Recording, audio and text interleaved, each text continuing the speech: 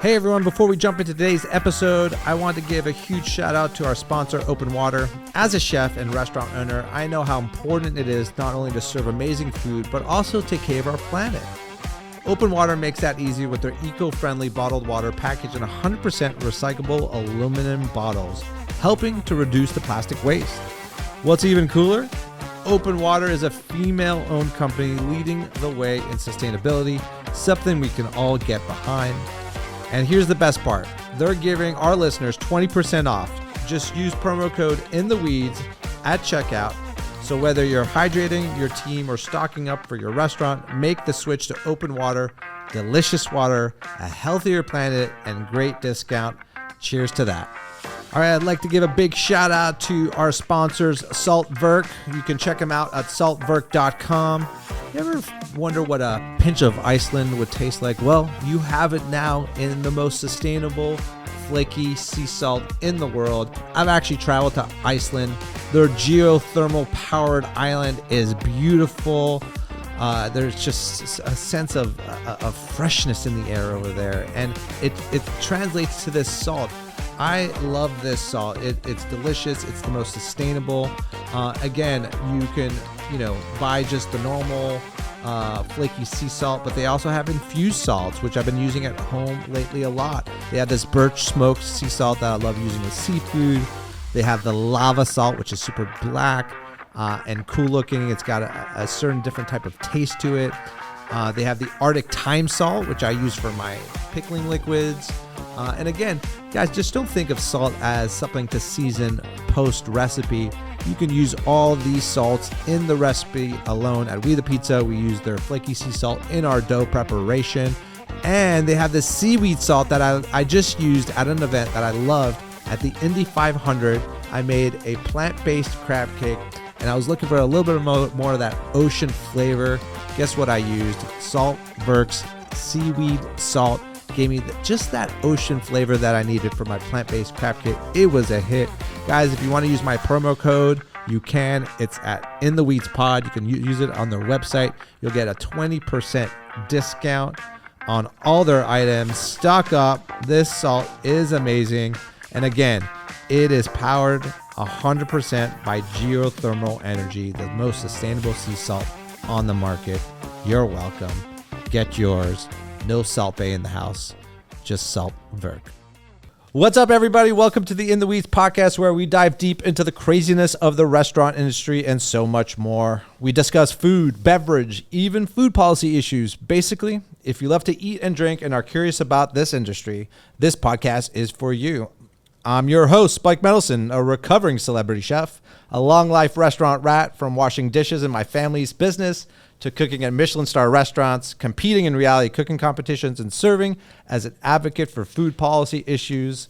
My life is always in the weeds. We're broadcasting live from the District of Columbia, our nation's capital. And on today's episode, we've got one of the biggest New York City chefs of all time. We're rolling out the red sauce for this Teflon chef straight from Jamaica, Queens. He can't open the restaurant but perform Viennese waltz.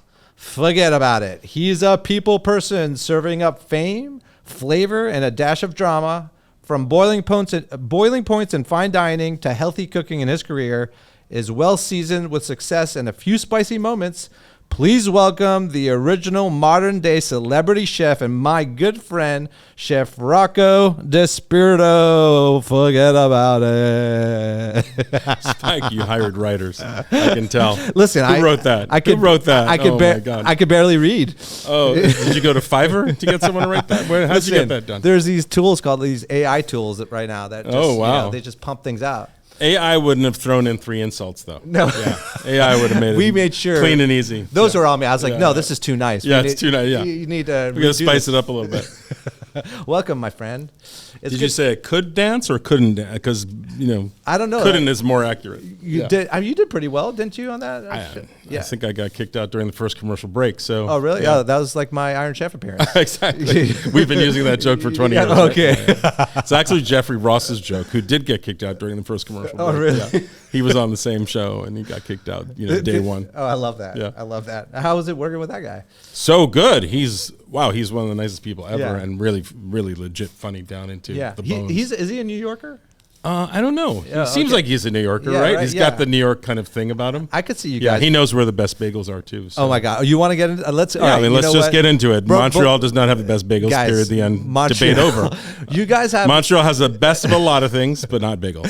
bagels. So you been to St. Yeah, Viator of Bagel? course. Okay. Nah, oh yeah, I might have been there. Yeah. Yeah. yeah. Oh, so you don't know? If I had you other the best friends bagel. who attempted to make the case for Montreal bagels who live there. See, the problem And lost. is I think you had some Montreal or some Nimoy go to New York City and open this place called Miles End, and then he opened up Black Seed Bagel, and where he said, all right, my thing is I'm Fire gonna roasted bagel. yeah, Montreal bagel and a New York bagel are gonna have a baby, and this is what this bagel is, and Evil hybrid. and we both hated him. I think New Yorkers hated it and Montrealers. But that is a good bagel, the black seed bagel. Is it? Do you Yeah, like the bagel? Yeah, it's a yeah, good bagel. you for would sure. like that bagel. Yeah. yeah, as a New Yorker. Well, it's a fire roasted bagel. What's not to like? Anything cooked over open flame. the New York part of that bagel is what you that's what you don't like. I'm gonna guess New York invented the bagel. Is that not the case? You Do guys- a little food history. I mean, we can quickly. if you guys. New York invented the bagel. Okay, so Oh, really, Jason? You Google that, please, for us, and report back, okay? Because Chat GPT that because our right ovens now. in New York City, I mean, in Montreal, are ancient. But let me just explain this to you: that every Montrealer who's tried to make the case that Montreal bagels are better eventually comes to New York, visits me, and I take them to one of the great bagel places, and they concede quickly that we have the best bagel. Oh, really? Is that Yeah. what it's called? One of the great bagel places? Well, there's so many. I can't Oh, even that's name right. just So, one. so all the bagels. Every bagel place in New York's great. Your guys' bagels like wishes it was a donut. That's what it reminds me of. Right? It's just like round, doughy donut like. You're confusing us with like something from Kentucky, I think. Yeah. Where they put sugar Do in you the guys want the bagels. truth? So Yeah, we want the truth. Tell us- both are wrong. It's We're in DC. It's all about the so truth. it's Poland. Poland? Yeah. Okay, and so then Jewish Jewish Polish immigrants- people Jewish brought it immigrants to New over York. to New York. Exactly. Jewish Polish people Exactly. went to Montreal, is what you're saying. No. So I mean, maybe they went to Ellis Island first, then they went to Montreal. Oh, okay. Which okay? There's a direct route to Who Canada invented the through bagel Ellis Island. between New York and Montreal first? Who New York first? City. Google that. I'm not He asking your just opinion. Googled. I just He did. just You Googled. Googled- He's you said holding the phone Poland. as Well, evidence. it's from Poland, but like immigrants didn't go to as a Yeah, fellow they came to too. New York first. You don't think that. immigrants went to Canada, No, guys? they hadn't discovered They Canada are. yet. They are now. I'll tell you that. Immigrants are like. That was the 1890s. They hadn't discovered Canada yet. They didn't discover Canada It's just a until bunch of Kenny Loggins, Mounties on horses. 1976. What else do you like about Montreal? Then Everything. I like Yeah. everything about Montreal, especially the people that come from Montreal. that's right. That's right. Definitely the best people. No debate there. What? Okay. All right. If New York you know, versus Montreal people, Montreal wins every time. I love that. I love that. So bagels we lose, people we win. What about smoked meat You win all the versus most pastrami? important. You win all the most important parts. So I'm going to guess that the origin of smoked meats is similar to the bagel, right? It's probably some Eastern European thing, right? Yeah, maybe. Yeah, I mean, I imagine pickled Maybe. beef came from Poland first and Yeah. ended up in Ellis Island to New York through the Jewish community who made it the great dish it is today. We're gonna ban you from Schwartz's. But Montreal Katz now. is pretty good, right? Yeah, I agree. My photo's up at Katz. I'm sure yours Is it really? as well. No, it's not. Wow. Look, Cool. they knew. All right, let's get back to my story about Katz's. So my photo's on the wall there. Yes. So Jo- how'd you get your photo on the wall? What so- did that cost you? So Josh Ozersky, Yeah. good friend, Yeah, of right, course. of Yeah. ours. Oh, rest God in peace. We love that guy. Yeah. He called. He wanted to have lunch. He's like, I have a mission. I was like, Mm-hmm. we need to go get our photo with the owners at Katz's Deli. I want to get on the wall. I was like, I was like, let's do it. Let's go. He's like, all right, Spike, I really appreciate it. And I just had a little cachet with the Top Chef stuff. So we go, we sit, we have a great meal. The son, the father come out. I forget their names, but they come out. They're super excited about the show, Top Chef. They want a picture. Josh is just grinning from ear to ear. We all take this beautiful picture together. It's Josh, the son, and the owner, and myself, and we're just sitting there having a beautiful picture. They're gonna put it on the wall. We leave. Josh is just over the moon. He won't stop talking about it. A few months pass by, and I get a text message from Josh, and he's like, "You fucking asshole! I hate you." I was like, "What?" I was like, "What did I do?" And then he sends me a picture of the Katz's Deli picture, the frame, right? And it's literally they cut him out of the picture. They literally it was just They me, edited you the and the son, owner. and Oh, the God, owner, yeah. and all you see is Josh's hand over that's somebody, amazing. some random hand. So that's my Josh's, and people still send me that picture like just randomly still to this day. And they ask you, "Where's Josh?" Yeah, I always give it a good laugh. But Rocco, let's talk about you. Let's stop talking about me. On my So own much more podcast. fun. I know that's your strategy, by the way. So Rocco, take me back. What was it like? You come from? Would you say it's safe to say you come from a restaurant family? Or Yes, definitely safe to say my father owned a restaurant when I was very young, and my family's always dabbled in food.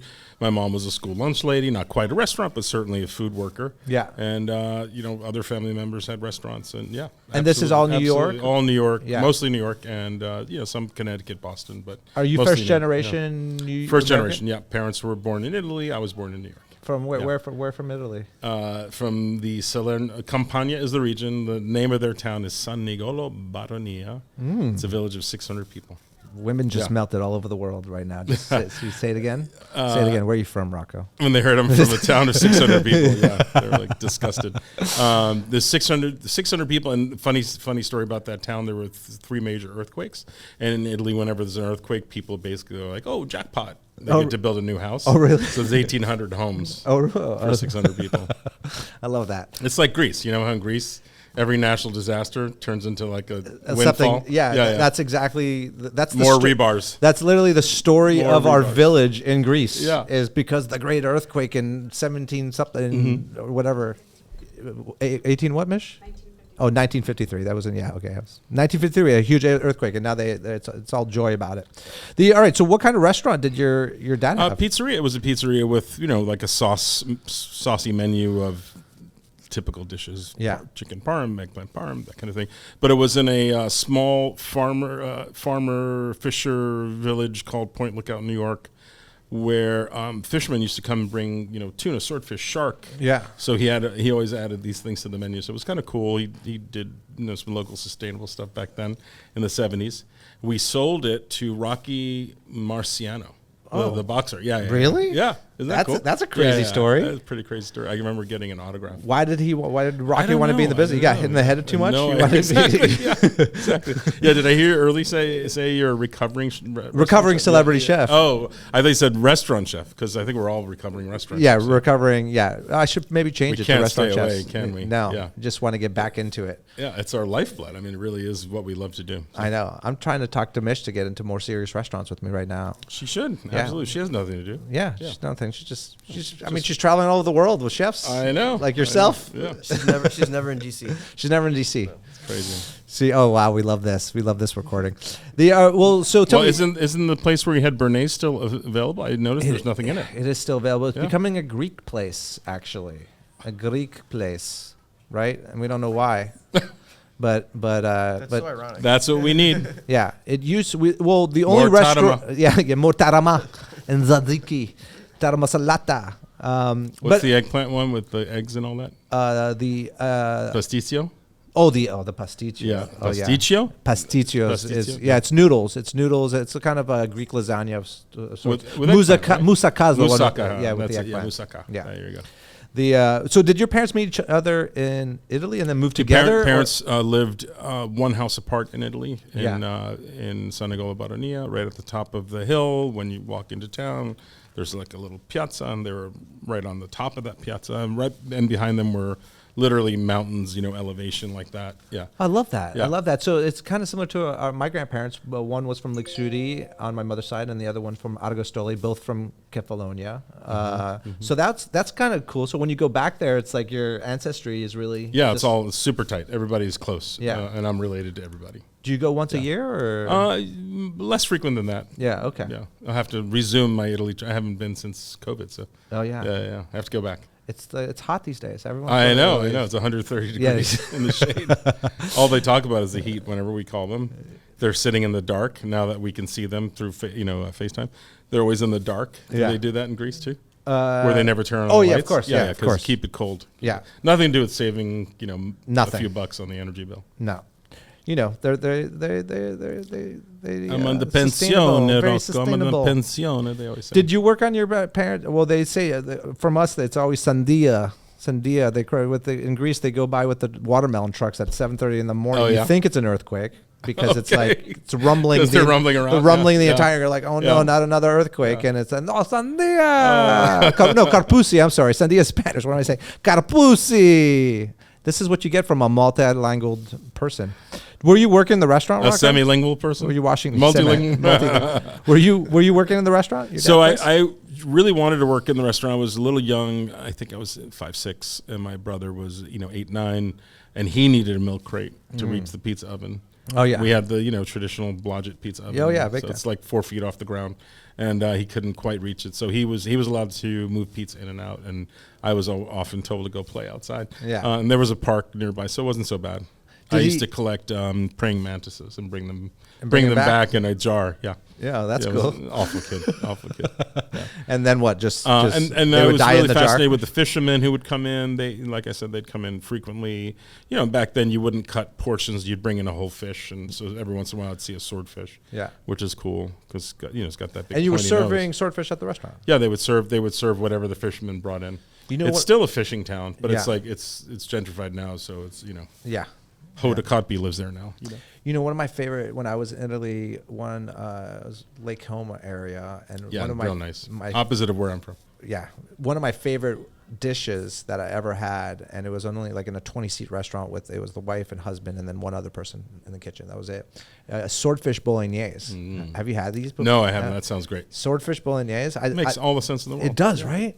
It does make all the Yeah. sense, right? And I blew my mind, and I've always been talking about it, and then I eventually made it just to see if I can make it. It's actually because somebody fucked up searing my swordfish and overcooked it. Oh, so you just And flaked so, it? You and so I flaked. I was like, yeah. we're fucking going swordfish bolognese. I've been waiting for this moment. Yeah. It's actually really works because it shreds and minces Sure. and Yeah. ends up looking, and it's got a meaty gorgeous. texture and flavor. Yeah. And you can't overcook it. You got to eat it basically raw. Exactly. There you go. Yeah. The brother. So your brother did he follow in restaurant? No, world, he or? ended up in finance. He's like a double MBA guy. I don't know why he needs two MBAs. The smarter but, brother. than- Obviously, obviously the smarter brother. He has a retirement plan. And everything, totally. Yeah. No retirement. He's always been about saving money and investing and yeah. We all joke he still has the first dollar he ever earned. And he likely does. Yeah. Yeah. Well, good for him. Good for him for wish sure. I could do it. Yeah. Trying to figure out where I'm getting my next dollar from. Look under my brother's bed. There's probably. definitely a few there. Is he still in New York? Or? Yeah, he's still in there. He lives on Long Island, and he's got a family and all that. Yeah. Yeah. So how did you because you became pretty popular at a very young age. So how did you transition into how'd you get into serious cooking? Like, did you go work for I've any always been pretty serious about cooking, even as a kid working in pizzerias. I always found it to be very challenging, so I took it very seriously because even if you're grating cheese and opening cans of tomatoes, you got to do it faster, you got to do it better, you got to beat the clock every time, or that's at least what I thought. And my first boss, Sal, would time me and say, you got to do it faster next time. Yeah. I was like, I'm 11, Sal. I just want to eat blue Italian ice. So it was always a very serious endeavor to me. But serious cooking, I guess, started happening around 14, 15. I worked at a German restaurant, still run by the original founders. And the first day I walked in, there was a big wooden table with a pile of what looked like melted pig's heads. Yeah. They had just cooked Yeah. a bunch of pig's heads and were making sulze, Yeah, which yeah, is yeah. head cheese. Head Or cheese. tête pressée, or whatever you want to call it, if you're making it with veal and you're French. And so my first job was picking, the bones and out of eyeballs and everything out of the big mess of pig's heads. And that restaurant was pretty serious, obviously, about their food. If you're doing that, you're serious. But you thought that was cool, though, right? I was so enthralled. Yeah. I was Yeah. like in love instantly.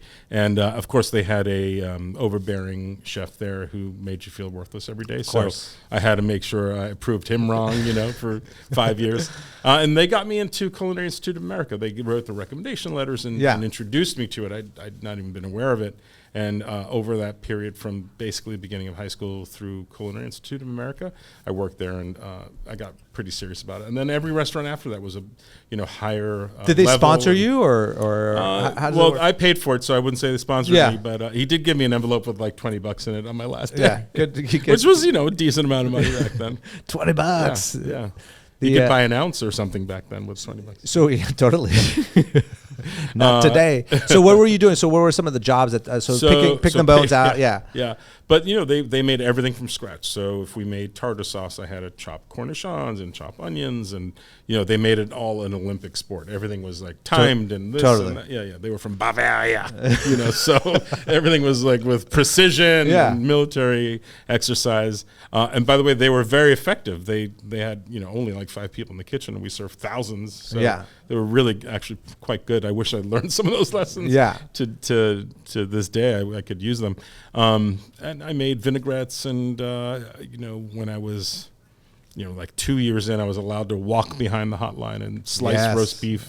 Slice roast beef or prime rib, for New Year's Eve dinners and things like that. I worked there 5 years, and I never actually got to the hotline. That's how long the process was back then. Yeah. Back then, guys, you really had to prove yourself. That doesn't happen anymore. Yeah. But they were the kind of people that would do the following. So everyone could order off the menu for lunch. And they had a veal parm or like a veal schnitzel kind of dish. I can't remember. Anyway, one day they soaked a piece of cardboard in milk and made me a veal dish. God. These are the kind of people we were talking about, right? Well, I love that you bring that up because, for me, part of the industry. Being tortured as a young child. Of course. Abused as an underage cook. Of course. I mean, I did it in my Bernays restaurant. They let me eat it, just so you know. Well, good for them. I mean, like Escoffier back in the day, he was a prankster. He did that. Yeah, he did. He used to, like one of the, it's written, it's documented. He used to love playing tricks on his staff. And I always thought that was interesting for such a guy, such a high level guy. He just wanted to always lighten the mood up in the kitchen. I mean, I'm glad you survived eating the cardboard box, but I had a server whipping milk for 30 minutes trying to make it become whipped cream. Nice. It's like these things happen. My mother had a suggestion box in the kitchen. Do you know where she put it? On the garbage? Over the garbage, and it was bottomless. And I was washing dishes back then. I used to watch servers write suggestions, go put them in the box. They go right into the trash. It's the best. Into the incinerator. Oh, direct. yeah. You could smell your suggestion burning as you walked in. Yeah, that's what you thought about your suggestions. Your mother. She and I will get along great. That's the right kind of vibe. Yeah. So culinary school. There's no time to mess around in the kitchen. There's no time. There's a lot of talk about fairness and this and that, but to be frank, there is no time. There's no money. There's no extra resources for anything. No. So even back then, there were not anything extra.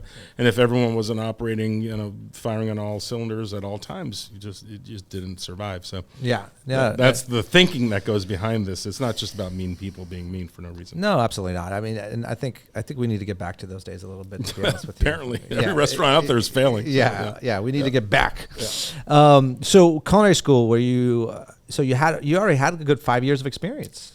So I had quite a bit of experience, and back then you needed experience and you needed people to write letters for you. To get in, right? Yeah, there was getting in. I had to wait a year after I was accepted just for an entry date, and this is, I guess, mid-'80s, early 80s, and that's just how it was. And for every job there were 100 applicants, and obviously things are completely flipped around now, but culinary school was just an incredible adventure. I loved every minute of it. It's the Culinary Institute of America, one of the finest institutions I know of, including all colleges and institutions of higher education. Very ambitious place that really put, you went there. Yeah, of course. Yeah. Very ambitious place that put you through your paces. Yeah. And I had Ferdinand Metz. You didn't get to experience the Metz effect. No, definitely not. We heard the stories about the Metz effect. Give us a Metz effect. Ferdinand Metz, Rocco. Okay, are you going to play ice hockey? Yeah. Okay, where are your papers? that kind of vibe. Yeah. Was he had a monocle and everything. Was he running Escoffier? He ran everything. He was the president of the school. Yeah, he was, right? Yeah. Yeah, no, he was there, I think since, I don't know, Connecticut, because they started out in Connecticut, and no, he couldn't have been, because that was like 100 years ago. He was there for a long time. Yeah.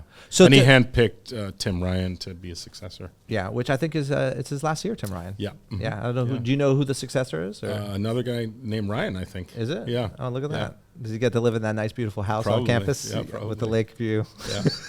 They get to play ice hockey in their backyard. I know that. Yeah, remember that? Right? Yeah. They used to. Did you ever play ice hockey on that? I'm from. I did. Yeah. No. Yeah. I know where you're from, buddy. I'm from Montreal, where the best bagels are from. I play hockey. Let me Google that again. I play hockey now every Monday night at CIA. No, at the St. James. That's cool. Over here in Spring. It's a sports facility, but it's like they only let us play at 10:30 at night. So our games are very late because we're the old guys. For free though? No, we pay. This is okay. like a league. No. Oh, We cool. every other week I'm at the doctor's with some type of injury.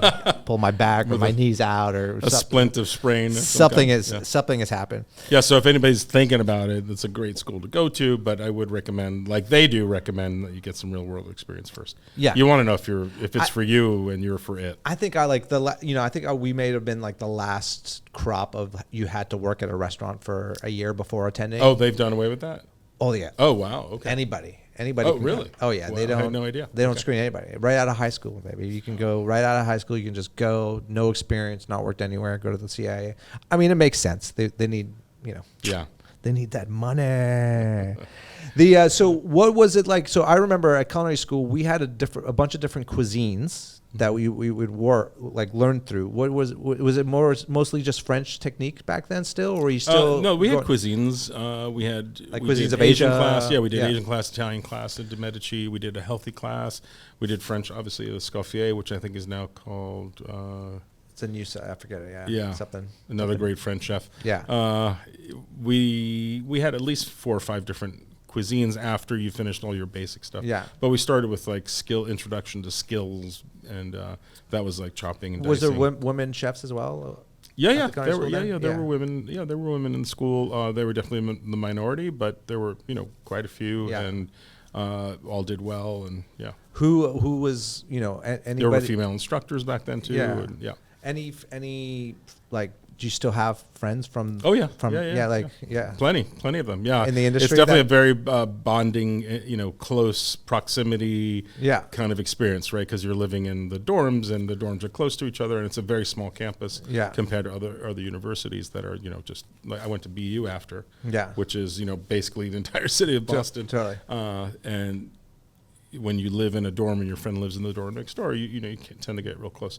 Plus, they always shared the kitchens in these dorms, so whatever food you made for yourself, you ended up in the kitchen with these guys. Yeah. Plus, don't forget, class was 12 hours a day. That's right. We were in school for 12 hours a day. Crazy. I know. I mean, it mimics the restaurant industry. Yes, That's kind of why they did it. It was great preparation for the restaurant industry, because it really is a lot like Yeah. what the restaurant industry was. Yeah. And it's also how you got out of. We finished in 18 months. Remember, you were able to graduate in 18 months versus 2 full years. Well, did you have to do an in-between thing? Did they do An externships? externship, yes, I did. Where yeah, did you yeah. do yours? I did it at the Marriott Marquis in Times Square. Ooh. It was just opening, and it was a 5,000 room hotel. I remember thinking, how can a hotel have 5,000 rooms? And it was pretty fascinating. Yeah. And was any particular chef there, or was it? The chef was a great chef. He was a Marriott hotel chef. Yeah. But so not like my friends who worked at Le Cirque for the same Yeah. externship, who were working with some of the legends. But it was perfect for me. It was Yeah. really, really good time. So you're a seasoned, great-looking guy. You're in culinary school. I don't think we've hit the stride that celebrity chefs exist yet, or like even chefs are coming out of the kitchens a little bit more. Like No, definitely not. We're back still, then, we're still, we're still hidden. we're still still hidden in the back. Yeah. You're Back then, you didn't even want to admit there was a living being in the kitchen cooking. That's food. right. You Like, it wanted just to- appeared. You wanted to pretend that someone's mom was back there, and Where did this food because the come person from? typically had no teeth, and Yeah, exactly. a couple of moles they should have gotten removed. Just got and, out. Might still have their handcuffs on them. Exactly. Yeah. Exactly. I remember yeah. cooking. Definitely a drug problem or two. I mean, in my parents' restaurant in St. Petersburg, Florida, which is tough. That's hire how out many of. cities that we're talking. So there's Montreal, there's St. Petersburg, there's We're well traveled. DC. We can get to Well, Sevilla. so you guys we can never get to stop Sevilla, traveling. We can go all over the place. Stop. Take roots somewhere, guys. I used to work. Kefalonia. DC is where we took roots. Really? For You've been better here or 3 worse. years. This is They're the gonna longest bring we've up ever been Barcelona here. Next. What? They're gonna bring Barcelona next. Oh yeah, Barcelona. I mean, we've been around. But I used to work with a guy when I was 14 years old. He had 9 fingers, and Exactly. And Yeah, he they're always missing a finger. and he had a gun on the line. I swear to God, Richie. You know believe Richie. you. You remember I Richie? believe you. And Yeah. and he used to twirl his tongs on his missing finger. So I don't know how he fucking did it, but he would twirl his tongs on this thing and be like, and he, 12 saute pans and like a gun. He was a workhorse. Old Richie taught me a lot of things, a lot of bad things. But all right, so So that's those are the old days. And then as I graduated from school and started to work in New York and other places and Paris after that, the chef but sort don't of skip. emerged. So what was it? Was it school graduation, and then I'm going New York City. School graduation, right to Paris, basically. Right to Paris. Yeah. Okay, we'll talk about that because Sure. That's what I love that because I don't know. Do you think cooks are still doing the European training thing these days? Well, they're not, and for good reason. Yeah. First of all, there's YouTube. You can Yeah. learn everything you need to learn. Probably All the best mother teacher. sauces, yeah. Yeah, the best teacher is going to be YouTube at this point. It's very patient. You can, Yeah. you can replay over and Nothing over gets and over. thrown at you. Yeah, no yeah, one's gonna totally. yell at Yeah. you. There's really good camera angles. There's usually a narrative. Maybe we should start a YouTube channel where we do yell at the person. I on know, the other make side. them feel like the old days. Like you suck. Yeah, exactly. Do that over. Yeah, press stop and go to bed. And see you don't tomorrow forget morning. chefs used Yeah. to travel because we usually didn't have the skills in our hometown to learn. There was usually Totally. not someone in our hometown who could teach us the world-class skills. So we always, dreamed about Switzerland and France and Italy to learn the secrets. I still think it's a great way to learn, but it's not required anymore. How did you get to Paris? So who yeah, inspired you to so, get there? And Robert Windhorst is the name of the chef. A lot of Germanic people. I was about to say, everything Robert makes Windhorst, if you're much still more around, sense about you. thank you, buddy. He was my chef during my internship at the Marriott Marquis. It turns out there was a great European chef working in my outlet. They used to call them outlets back then. Yeah. The outlet was called Encore. It was a restaurant that spun on its axis. Yeah. So he got me a job in Paris with a chef named Dominique Session. Only he didn't get me the job. He told me he got me a job. Yeah. So you showed up. So I showed up, and the guy's like, "Who are you?" Yeah, basically. I love The that. guy said, "No, I spoke to Robert. We talked about getting you a job, but you need this and this and this and this visa and that visa and the other visa, and basically I've got nothing for you, but you could sleep at my house tonight." Yeah. And so I never forget this scene of me on the back of his Vespa, driving from the 1st arrondissement to the 13th, which is basically the suburbs, crying my eyes out. I had to leave all my luggage somewhere in storage, and I brought a suitcase of chef books and a suitcase of knives and cooking tools, a suitcase of chef coats. I was so into you're it. so ready, yeah. So ready, like a young, Marine corporal. And, but I was only 18 years old, so, I didn't know that things like that could go wrong. Yeah. But he let me stay at his house. He eventually let me work for him, and he introduced me to Joel Robuchon, who I learned from while I was there, and other great chefs. And it turned out to be an incredible 2 years. Well, that's amazing. Absolutely Joel transformed. Robuchon. Yeah, absolutely transformational. Learned how to speak French, which back then was a valuable skill. Totally. You could come back to New York and work with the best guys, because even Danielle at the time spoke mostly French. Yeah. So where were you starting in Paris? Did they put you on stocks or plucking pigeon feathers or turning artichokes? I was on baked potato place. Baked potato place. So in Paris, you could, as a lot like with immigrants in New York, you could work at places that were a little dodgy, that wouldn't check papers, right? Right. So I had to work at Cactus Charlie's in the 8th arrondissement. And I mention this because it's like in New York, if you mention the Village or the Upper West Side, you know what neighborhood it is. In Paris, they have arrondissement. And this place was it was a parody of an American burger place. It even had swinging Western doors. It was insane. It's so funny. Le hamburger. Yeah, exactly. Le hamburger. So they had 100 kinds of hamburgers. That was their shtick. Yeah. And basically it was a bunch of drunk people throwing up on themselves and, just like all out chaos every night. It was so fun.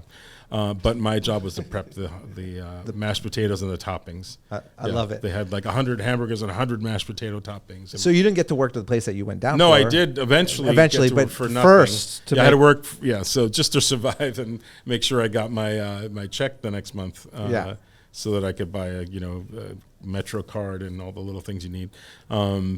I had to work at Cactus Charlie's, and I remember crying on the line the first night because I'd worked at some pretty good places. Going into Paris, it wasn't totally an experience, and I remember looking at like my baked potato empire and all these burger sauces, and it was all such trash, But it was a great popular place that was super fun. Crying my eyes out. But your ego was just like, I'm debating whether I was going to tell my parents about this because, I pitched them this whole, I'm going to Europe, I'm going to become a great chef, I'm going to learn from the best. And here I was slopping absolute crap on top of burgers. Before your They times, weren't even good burgers. Most fine dining chefs just want to do burgers now. I know, So I know. But they weren't even like delicious crafty burgers because 100 burgers is kind of a great concept. Yeah, right? yeah. They did baked potatoes because I guess French fries were too complicated. They didn't have a fryer, and It was so funny. The irony. No French fries in Paris at the burger station. No, exactly. Yeah.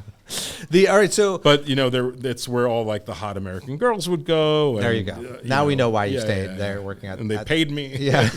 Cactus Charles closed in 2014, so it had a good run. What did? 2014. Really? Yeah. Cactus Charlie stayed open until 2000. That's 40, 50 years. Wow. Yeah. Wow. Time to maybe bring it to. I didn't know to America. And they weren't just opening when I went there; they were already established. So they might have been around 50, 60 years. Yeah. So it's something for Western swinging doors, lots of booze and burgers. Let's bring the concept back. Yeah. Let's bring it back. You can open it. I know. We should. Yeah. Right? It's a good name, Cactus Charlie. I love the name, actually. That's their mashup of everything that sounds Americans. Yeah. Like, Hey Charlie or Totally. Yeah.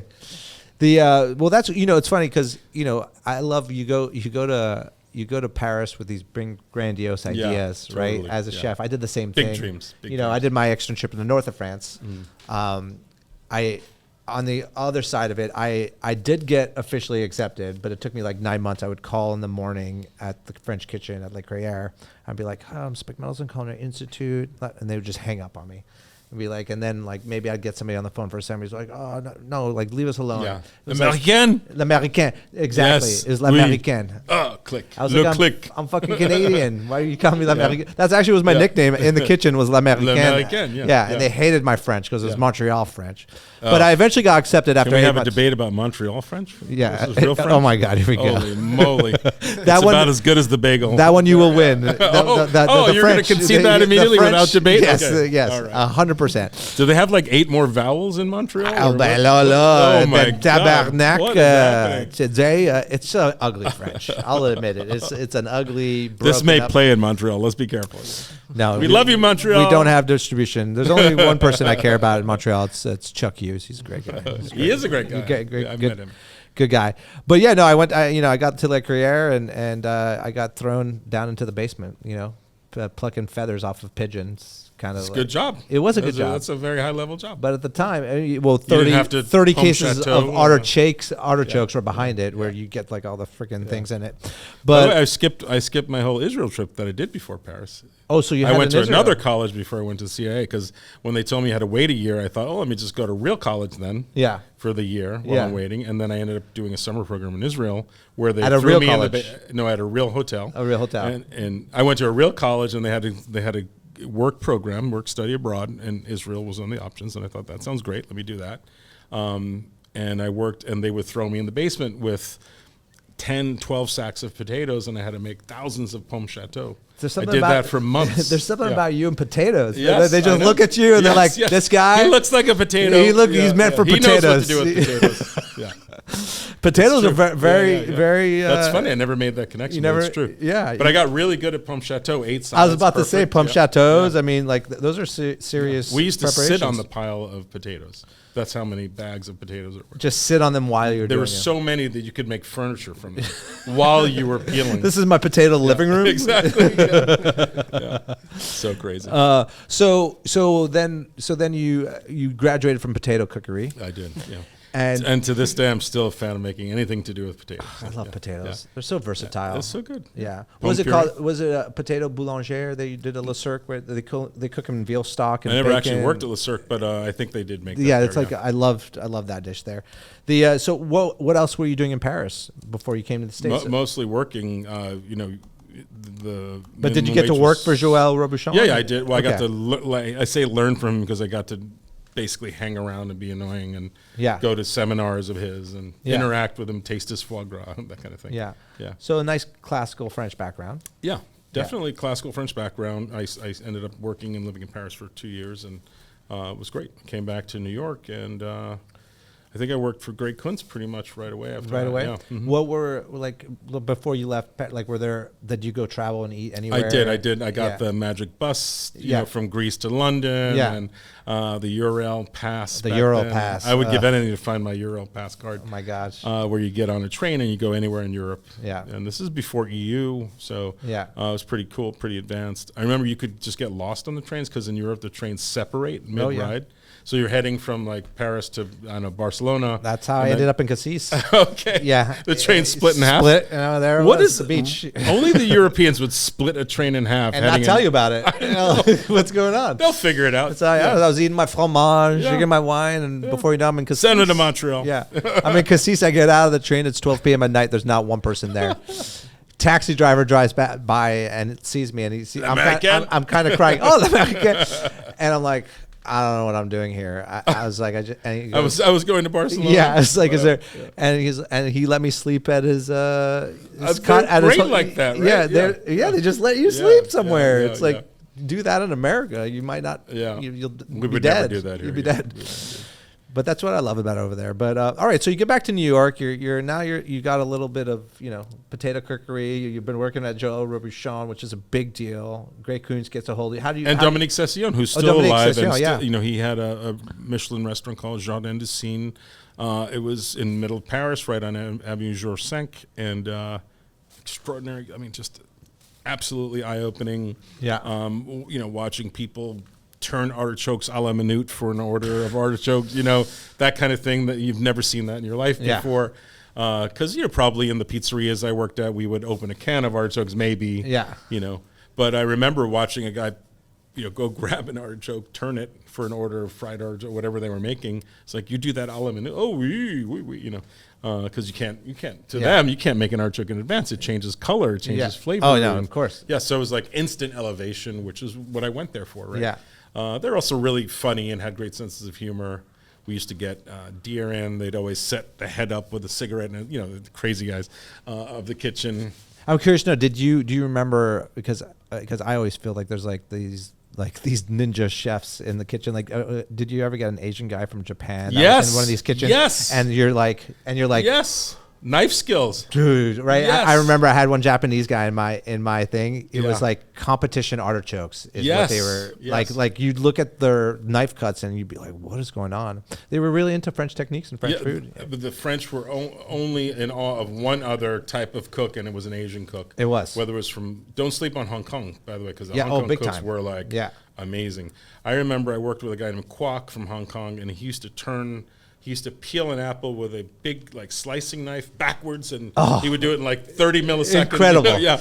And he would never show anybody or teach you, but he was amazing. Yeah. Yeah. I remember I made my Japanese chef smile once, and it was finally when it was maybe the day you left. The day I left. Yeah. The day I quit. By the way, it was the day I left. I have a great picture of him on the line, and he's like, smiling, and we're I've done that to a few guys too. Yeah. I think he wanted to give me one smile before I left, because I actually when I went to, I was way into it like you were. I was just wanted to just learn everything. I asked a million questions. I got the nickname L'Américain. I had a book this big. I still have it to this day. It was from my externship. I wrote down every single recipe. I took pictures. I had the chef of the restaurant sign every page of my book to be I want you to check and make sure. I was so into it. So I think at the end, the Japanese guy is he wanted to give me a nice little smile. Yeah. But that's how deep the affection ran, right? We were really into it back then. It was really into it. I don't know if there's going to be another generation that experiences anything like that anymore, but it was something, and it was something that really grabbed you, captivated you, it took hold of you, and hasn't shook me yet. Yeah, and I'm thrilled about it. I love that I'm passionate about something. So am I. Yeah. I'm so passionate about the French cuisine, the Relaine chateaus, the Michelin restaurants. It's something I get super giddy. I mean, I produced the documentary for Patrick O'Connell, which was basically the sister Relaine chateau to the one I worked at in the north of France. So it was. I still miss it, right? The other day I wrote myself an email. It's so funny. Sometimes I write myself emails and I'm they're just little reminders I don't want to forget. And I woke up 2 days later and I saw the email. I was like, why did I write myself this? And it was it says, the Inn of Little Washington, ask Patrick if you can work on the Brigade for 2 weeks. Oh, wow. And I was cool. For some reason I had a thought in my mind. I was I think Patrick's going to let me just come work for 2 weeks at the Relaine Chateau just so I could get a little taste of it again. Yeah. But I don't know. He probably doesn't. Was it Malcolm Gladwell who wrote the theory of 10,000 hours? Back then it was 10,000 years for us, and whatever it took to learn and master the trade, the craft. Because I think, for me at least, 5 or 10 years into it, I realized that when you have craft, and then as you grow up in the business, you start to develop a point of view that uniquely is within you. You merge those two things, and it becomes something really special and unique and art-like. You know, I'm not sure it's ever quite art, because most art you get to paint once, and you can resell it 100 times, and ours is not quite like that. But that moment is something I hope every person feels in their life at in least some one degree, time. Because it is pretty amazing when you realize that all this skill that you've learned, and you're not even sure why you're learning it sometimes, can merge with your internal, dialogue and become something just so much greater than some of the parts. And that's something every human should realize. And no, I wish that for everybody too. So Great Coons, how did you get involved there?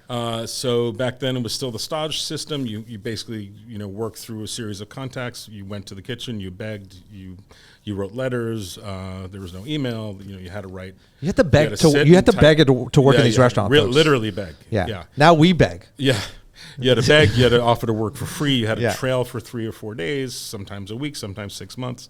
For free. You would never ask about your pay. Yeah. You would at some point the chef would say, okay, you can work here, and we're going to start to pay you $400 a week, and you never asked about hours. And so I did that. I remember trailing at Le Bernardin, Boulet. The trailing at River Le Bernardin is Cafe. great. They had great family meals. Yeah. I remember. Everything is great. Le Bernardin is just they stuck you in the back against the wall. Triple world-class place. Yeah. Yeah. Silent they kitchen. butchered their fish to order.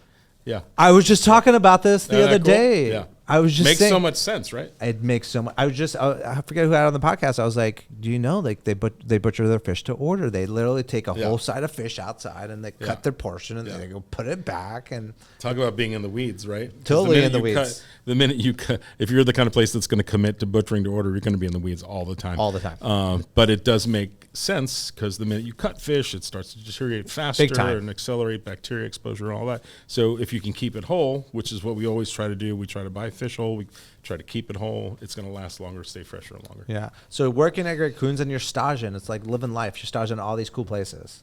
Yes. Anyone in particular that you love more than? I did love Great Coons the most, him and the product. I really. But that was a job, or was a stage? It became a job. It became a job. And I worked there about 2 years. And it was just basically for the opening. It was like a week or two after the opening.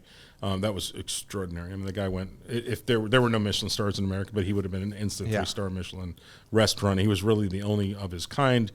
He just had come from Freddy Girardet, which was arguably the best restaurant in the world for 20 years. In Crissier, Switzerland, and that was a 3-star Michelin. And he's just insisted on applying those standards to an American kitchen, which most people thought he was insane for. But he had very high standards. He spent his whole life learning them, and he figured out how to recreate those standards in New York, which he did, and the food was pure magic. Tell me, every bite, pure fucking magic. I bet every bite was. What? What? That's how that's supposed to taste? What? Now, those are the moments you want. Yeah. I'm getting goosebumps now thinking about, a couple of those bites. Did you peep your head into Gotham back then too? Of course I did. I did a stage there too. I did, probably staged everywhere. Yeah. Portali, a genius to this day, one of the great people and chefs. Were you like, what the fuck is going on? No, I wanted to learn the stacking system. You did want to. Turns out it's a lot of ring molds. It's a lot. It is a lot of ring molds, right? A lot of lettuce bundles. I think he disclosed that in a cookbook eventually. It was about the ring molds. But tell me if you think this is weird about Great Coons. I still have like 6 slotted and unslotted spoons in my underwear drawer, unopened. Like, that's so cool. They're just sitting there. I don't know. Maybe one day I'm going to use them. I don't know. So the spoons have become his legacy. There was a collaboration between him and J.B. Prince, arguably one of the great culinary suppliers of our time, of the 19th and 20th century and 21st century. And the 19th was way back. And to this day, his legacy is the Kunz spoon. The Kunz spoon. And thank God there is a legacy, because the man deserves one. But back then, he would bring spoons from his Hong Kong supplier, and he would give us all 2, and he would put our names in the spoons. So at night after service, we would hear him pounding our names using one letter at a time, like a piece of metal that had a little letter stamp on it. Sure, yeah. He would pound your This is amazing. Yeah. So every night after service, when service was basically over, he'd go upstairs and start pounding the names into the spoon. What a maniac! Such a maniac. Yeah. Someone got him an electric electric inscriber, so we would hear. Bzz, bzz, bzz, Oh my God. But I would kill to find any of those spoons with my name on them that were hand imprinted by Grain Goods. Oh. Yeah. It's a good spoon. They have Great spoon. It's beautifully designed for saucing and use as a spatula. Yeah, a few years ago, I was just like, I'm buying 12 each, and that's what I did. Yeah. That's I just to have them. They have a golden spoon too, so you can go on their website, support Grey Coons. I think some of the money now goes to some good causes actually. Oh, If cool. you go on the website and get them at what's the kitchen store again? JB Prince. JB Prince. That and Corinne knives was Yes, those are still the OGs and still there. They're still Corinne doing- is still there. It's still great. If you guys ever want to experience knife, yeah. Is he Valhalla. shaving styrofoam in the window every once in a while? Yes, still there. Still there They're doing still it? doing that. Yeah, on the foot treacle. Oh yeah. Whetstone. Yeah. All right. So, Gray's son Jimmy is the truffleist. I did not He know has that. a business called the Truffleist. Yeah. So if you ever want to, meet someone who's very close to Gray, Jimmy. Well, Jimmy here's Prince, another yeah. a very New York chef thing. What do you know about the Saffron King? Do you ever remind run? me. Do I you ever think I run know into some- that guy? The guy that would go peddling saffron and all sorts of herbs and spices.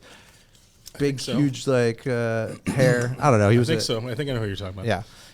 Basically, him and Was he from? what's her name from Tef from SOS Chefs? from D'Artagnan? No, he was Oh, independent. Ariane. Well, Ariane, she was always popping. Yeah. She did good. She did good. Man. She's great. Yeah. Yeah, she did. She's running a farm now with her daughter, and Yeah. So tell me, so you're in the restaurant world. Weren't you the youngest chef to get? What was the accolade? You got like youngest chef to get 4 stars, or what was it? New York, like you. What was your big? Probably What was your fairly big? young when I got 3 stars. I never got 4, but What was your big moment in New York? Your big. that's a pretty big one. That was it, right? Yeah, that's a pretty big one. And the restaurant was Union Pacific. Union Yeah. Pacific. It was funny because I got 2 stars first, weeks after opening, and then 9 months later, Ruth Rachel showed up to amend her 2-star review and upgrade to 3, which was great. That was a huge moment, obviously, because the stars were. Who were you working for? That was my own restaurant. Oh, okay. Yeah. My partners, a couple guys who are still in the business and somewhat in the business. Yeah. My sister's trying to screw up our sponsorship here. Oh yeah. Pour Okay. pour Is that. that what you're doing, Micheline? pour- Trying to pour- intensely screwing it up. Pour that. By the way, you can have some just iced tea. You just got to tap it on the bottom. Cool. This is Just Tea. This is this is my company. Just Iced Tea, I Just know, iced yeah. tea. This is Justice. God. Justice. Oh, that's so good. Not right Now I just figured that out. now. Justice tea in the house. So you get Delicious. Ruth Rachel. Justice Tea. That's good, right? So Ruth Rachel, she was fantastic. Yeah, right? she was one of the greats. Yeah. For sure. And Great so, author, editor of Gourmet Magazine. what was that restaurant group? Who were you working with those days? It was a very small group. They had a restaurant called Main Street and a restaurant called Rain, Thai restaurant. That was it in Union Pacific. A couple guys you never heard of, Well, how'd you get the lead chef? I don't remember how I was introduced through someone, and they asked me to do crazy tasting for them, like many hours and many courses, and I made the Taylor-based scallops for them, the scallop uni mustard oil dish, and they were like, that dish cost us another $1 million. they say to this day, because I made them switch the kitchen around and a bunch of stuff. So again, you had to audition, you had to do tastings, and oh my God. Were you prepared at that age? No. To be doing this? No. I'm not prepared now. Who's prepared? No one's prepared. Does anybody know what preparedness means in our business? It's a good question. If you had to write the book of preparedness for a chef, I Yeah. don't know that I'd know what to put in there. Yeah. Well, I'd call it mise en place, maybe. I'd call the book mise en Yeah, place. but do you know the 7 rules that we absolutely must know? And I could probably psychologist number 1. I think we could probably list off a couple rules Yeah. at this point in our career. Yeah. But probably still not. Turning a blind eye is a specialty. Yes. Yeah. Yes. To everything. Everything. Yeah. Exactly. No enforcement. Treat bartenders as partners. Exactly. Yes. They will make themselves Yeah, one. yeah. So funny you said that because I just did a pop-up in Southampton, and wow, the amount of free booze is wild. There's more free than paid for booze. Oh, I'm sure. It's wild. I remember the end of our first soft opening, a bartender / waiter walked up to the bar, grabbed Michter's or like I don't know, one of the decent bourbons, Yeah. and poured himself like 4 inches, and sat at the bar and just started drinking, and we were all like, Like, what? are we seeing the same thing? Double Is it- take? Yeah. And then everyone joined him, and we're like, oh, I guess this is Shift Drink. Yeah. And it's going to be about $1 million. Shift worth of free party. views. Yeah. Yeah. And that never stopped. Yeah. It was like that every day after, night after night after night. I guess there's something about seasonal places where you have to let a lot of shit go. I would imagine, yeah, just to Summer to season keep him places. coming. Yeah. Oh, we got to go back. That was what an amazing summer. I Yeah. get that. Yeah. How was the Hamptons thing? Good. Did you So the enjoy it? Hamptons is really interesting. It's almost a better version of New York City than New York City is, because you get the great diners who understand good food, who want good food, who are looking for a good meal, great experience in a restaurant, who are not really complaining about prices, understand that a rack of lamb is $75 now, Yeah. and they get it. They get it. And they're saying to you, "Oh, I'm so glad you picked the Colorado instead of the New Zealand. I know the New Zealand's cheaper, Yeah. but I like the flavor of it." I mean, this is a customer talking, Yeah, not a yeah. chef. I understand that it's $78, Yeah. because the Colorado lamb cost you $40. Yeah, the food education on like, consumers wow, these days. okay, like, you get this. Yeah, they Yeah, get yeah, it. yeah. Colorado lamb is the best. It is right? the best question. The best fucking lamb. I love New it. Zealand lamb is very enticing. $16 a pound. It's such a good deal, It feels like, yeah, I'm not sure. but it's all grass fed. I feel it's like kangaroo probably. Or it's probably not even lamb. It might be. Yeah, it it's might pretty be. delicious. if it's kangaroo. Yeah. The all right, so you're jamming, young, getting a lot of press. I remember At you, UP, yeah. yeah, you getting a lot of press. You're doing your thing. What was your move after that? What did you do after that? So many different moves in so many directions all at once. I was already doing TV. I started You a were book. you were doing TV already. Yeah, since the 90s, yeah. What was the First show was with Sarah Moulton. This is when Food Network was still shooting in the same building that Fox News is in. yeah 16-something Broadway. In New York, they had like one camera, one jib. It was in the back half of an office. Sarah Moulton's show was something like Nightly Cooking or Cooking Tonight. I can't remember. Yeah. I was a frequent guest on that. And I think at the time, Emerald had a show called In the Kitchen With. Yeah, it he was wasn't starting. his big Yeah. show with the band and everything yet.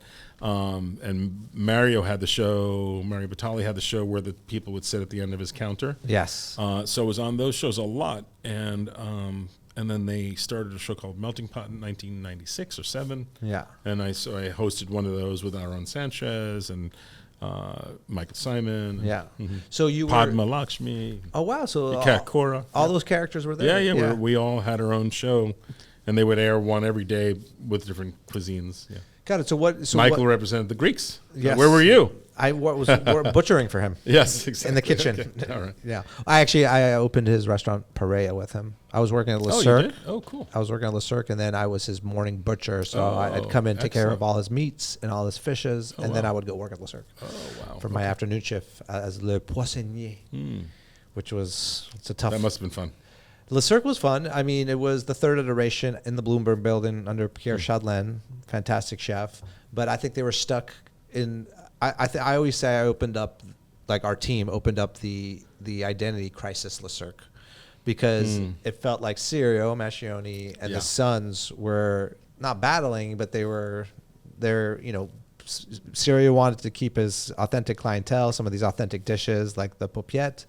Papillote? Or no, it's popiette. I Popiette. don't remember. The one that's Yeah. wrapped in potato. Potato. Okay, yeah. Mhm. And the Dover soles. then, yeah, the Dover soles. The big. Those were great dishes. Those are great yeah, dishes. yeah. And then, well, I remember the menu was so split between ancient Le Yeah, Cirque, yeah. and then you had like trios of sardines, or you Yeah. had like all these different like Right. things, Crudos. crudos, and like the dining room in Blueberg like looked kind of like an old school Le Cirque, and then but the lounge at the bar looked super hip and Oh, yeah? Okay. it Yeah. felt very weird. So but- the young generation, the old generation were yeah, battling it we ended out, up getting 2 stars only. Yeah. Mhm. And that's and then the kitchen emptied out after that. Really? Yeah, I actually went. Can you imagine there was a time where cooks cared about the reviews? Yeah, dude, There was a time where cooks would cared leave a about the place reviews. because the reviews wasn't good enough. that was me and Yeah. 4 guys left on Wow. one after the other. We quit, and Pierre you saw poor Pierre was like, "Not you two." And we're like, yes, you too. We all went to work for Drew and opened up a Vietnamese restaurant called My House. I remember that one. Yeah, that's what we did. We all went White there. Street or West Broadway and Right by Tribeca Grill. Yeah, like right next door. I ate there. Yeah. I think I remember you coming there. I remember having spring rolls there. I think we all remember being in the kitchen and be like, Rocco, fucking do that. And Drew's like, make sure you use the sonic blade.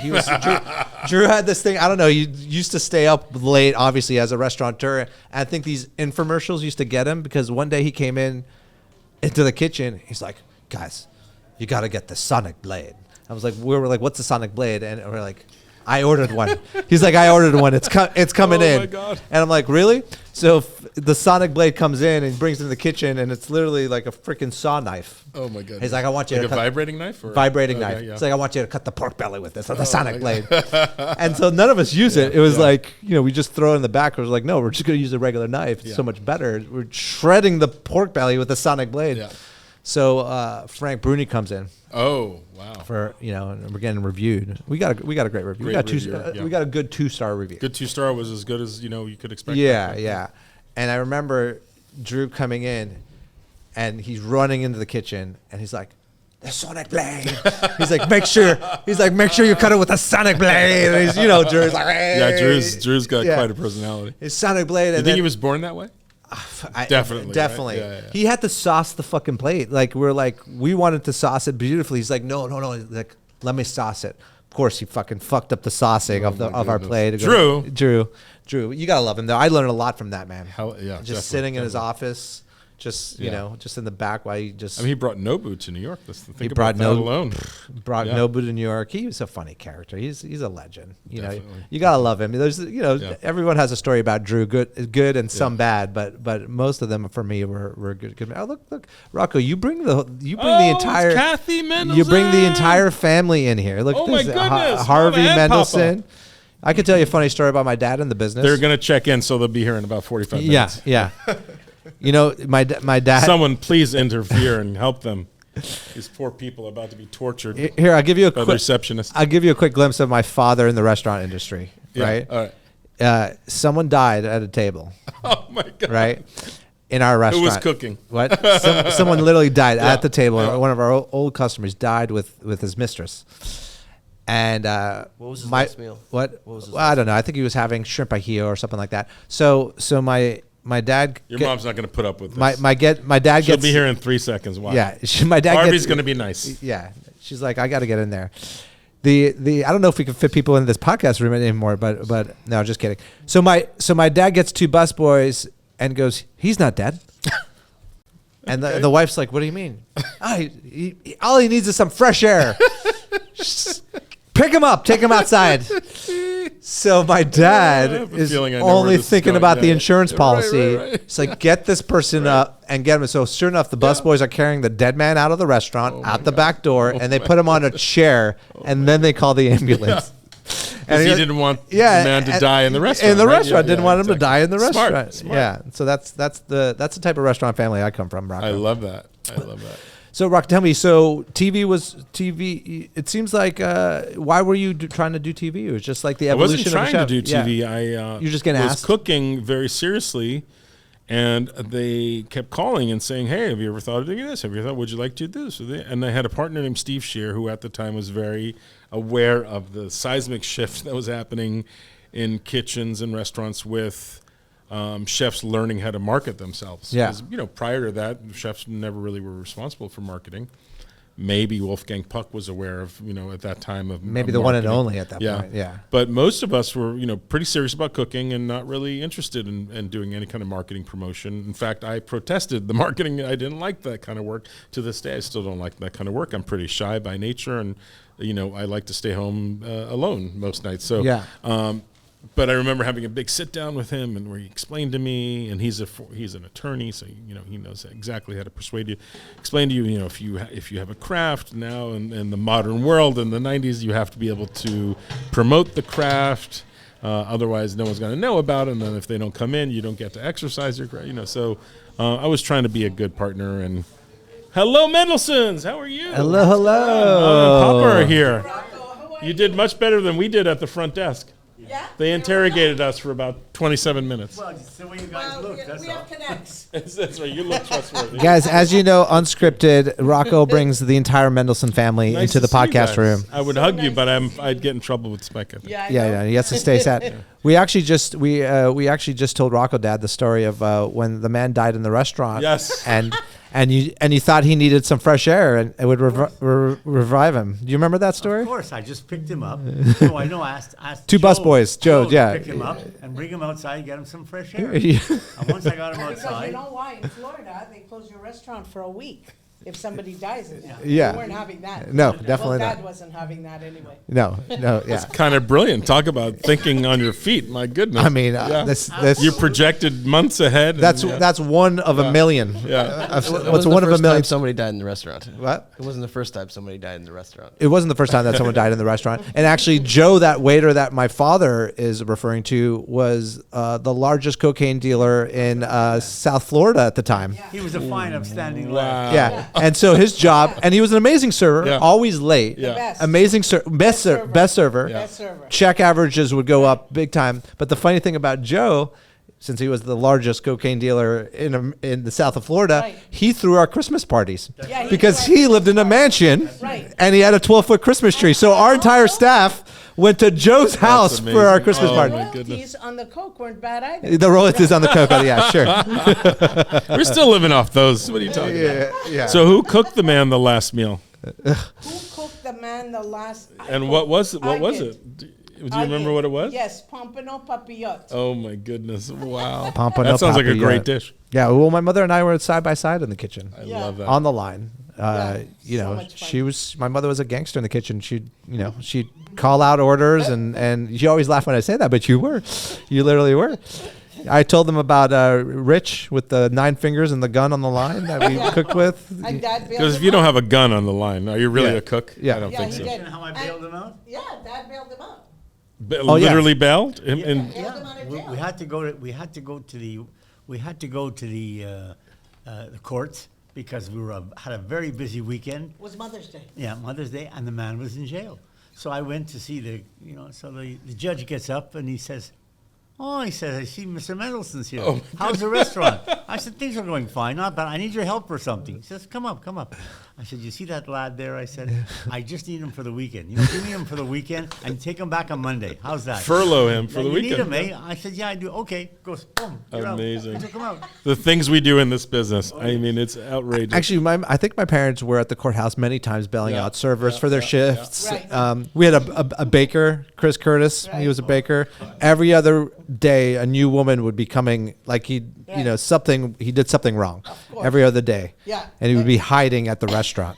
It's just part of this business. If you don't bail people out or write the letters or call the bank or whatever it is you have to do, call the landlord. How many letters have you written that's it. to verify employment for landlords, bankers, One time, thousands, right? I got a letter from the government that accused me of being and not being reasonable with women, and they wanted me to go to court for that. And I said, they're so full of garbage. You could say shit. You could I can say, say full of shit? yeah, of Okay, course. that's what they were. And I said, I'm not going anywhere. I said, So I gave my list. My manager was a woman. My head chef was a woman. I went through the whole list. I said, if that isn't Both of those were your wife, right? Yeah, the totally. manager and the chef. Yeah, yes. That's beside the point. and Helen. And she was the captain, right? Touche, Rocco. Yeah. Anyway, I got it. You got it sorted. Got it written off, of course. We had a superstar dishwasher at Pepin's, our restaurant, and he was so good he changed his last name to James Kitchen. Kitchens. Yeah, James Kitchen, and he was a rock star dishwasher until he wasn't. Because one day a limo pulled up to the back door. Big white limo. Big remember? white limo parked up at our back door, and 2 huge guys came out of it and say, not white "We be looking for James Kitchen, and we be packing." That's right. That's right. Right? I wanted to go the other way. He came in wearing a big suit. He didn't fit through the door. I knew there was something wrong. So, I worked alongside my mom, too, at Rocco's. Yes, that's right. It was one of the greatest cooking experiences ever, not only because my mom was incredibly talented in cooking, but she managed these guys really well. Yeah. I didn't realize she was basically a psychologist and a comedian. And, all the You know things. the deal, right? To keep all these young kids, Yeah. basically happy and laughing and feeling good. She would feed them all. She would do all kinds of things that I had no patience for. Yeah. Oh, you know. Plus, That you'd was- make 3,000 meatballs. Well, you know? you should By see. the way, that was my favorite show. Yes. Oh, okay, cool. I watched it back in the day. Oh, so you saw me with my mom? Yeah, Are yeah, you yeah. kidding? Religiously. We all I watched loved it. The that the restaurant show, Yeah. right? You were the first celebrity chef, really, and Well, the first show. first person to do a show like that. I guess, Yeah. You broke. You You did. You broke the ceiling for it. you broke the ceiling for it. You changed the cook chef image. Yes. You really did.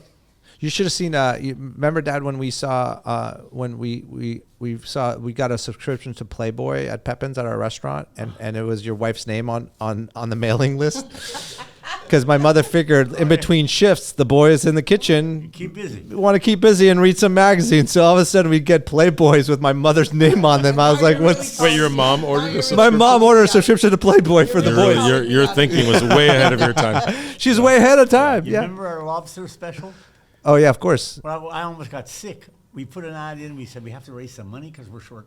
We're always short money. Yeah. So I said, let's do a promotion. Lobster All you can festival. eat. Yeah. Oh, you can eat Big lobster. mistake I made. yeah. All you Like can an eye eat. in the kitchen. My father was having a heart attack, Rocco. And we This couldn't keep up. this is what it looked like. Give him one claw. This guy's been sitting here for 50 minutes already. Like, don't. Actually- More sides. More rice. More More sides. I have to say, Yeah. truthfully, if you remember, it wasn't just Dad. When the waiters would come up to you for the second lobster, you'd say, "What's your rush? Go back in the dining room. Come Of back course. in 10 I mean, minutes." Sell listen, them another drink. I'm a product of my environment. I mean, how can I, at the end of the day, I I'm, threw one guy out. yeah. I think I had 5 lobsters. That's right. He said, all I can eat. I said, go across the road and pay for them. That's enough for me, boy. We ran out of lobsters. I had to go to 5 Publixes. I had to go to 5 Publixes. This And, is in Clearwater or? and St. Petersburg, but Oh, okay, basically. got it. And I literally, I was. Went in. I Went into the tank. with the shopping cart, I had like 50 lobsters. The cash lady was like, "What is going on?" I was with him. He had his whole chef coat in the tank. Yeah. At Albertsons, because you couldn't wait for the guy who was taking too long, and you went That's back so there, funny. stuck your hand in the tank, and you were throwing them into the. Yeah, they cart. were taking tongs and trying to take. Did it work? Did you get your cash infusion? Of course. Oh, see, Hey, there you go. Harvey Mendelsohn always gets his cash infusion. I need him on my team. Yeah. The second deal was the best. The deal was I paid for the lobsters over 4 or 5 months. Oh, That's right, yeah. that's smart. That's smart. Got some Listen, money in right Do purveyors still give you 90 days, 120 days? I don't think so. they'll right? give you 45, but those in our days are restaurant, gone, right? I think we, That's how you work it. we hustle them. We We hustle them, hustle them. or we just don't pay them. Or you get, yeah. I like it, or we just don't pay. Okay. All right, so Rocco, let's get back into. I'm really interested about the. You may not have been the first chef to do TV, but you were really one of the first chefs to put your brand out there on the line yourself, not knowing really what this world was about at all. With a show, I don't want to talk too much about it because I think you've talked so much about it in your life. It's not, I think you're past it. But did that propel you? And is there any positive things that came out of that show in your mind? Yeah, so it was definitely the first of its kind. It was a Mark Burnett show. I think he had just done Survivor, maybe Yep. Survivor, and then this was his next big reality show. So it was a big budget NBC show, and certainly came with lots of positives that I benefit from to this day. Going from a local chef to person on national TV is very different, and it brought a lot of new business for sure. Yeah. And a lot of exposure. The best part is that my mom got to be on national TV for 2 seasons. Of course. And so did my uncle, the butcher, and my aunt, the pasta maker. And, I turned it into a real family affair. And I'll never forget when Al Roker asked my uncle what he did on the Today Show live. Yeah. He said, are you this or that? Or that? He said, both. I push a steel. And so I don't know what that meant, but because he also worked at an iron factory. I mean, he's one of those guys that did anything. But my uncle Giuseppe, who was missing most of his teeth and had a 4th grade education, was on the Today Show. I'm pretty happy Love with that. That's pretty Family cool, affair. right?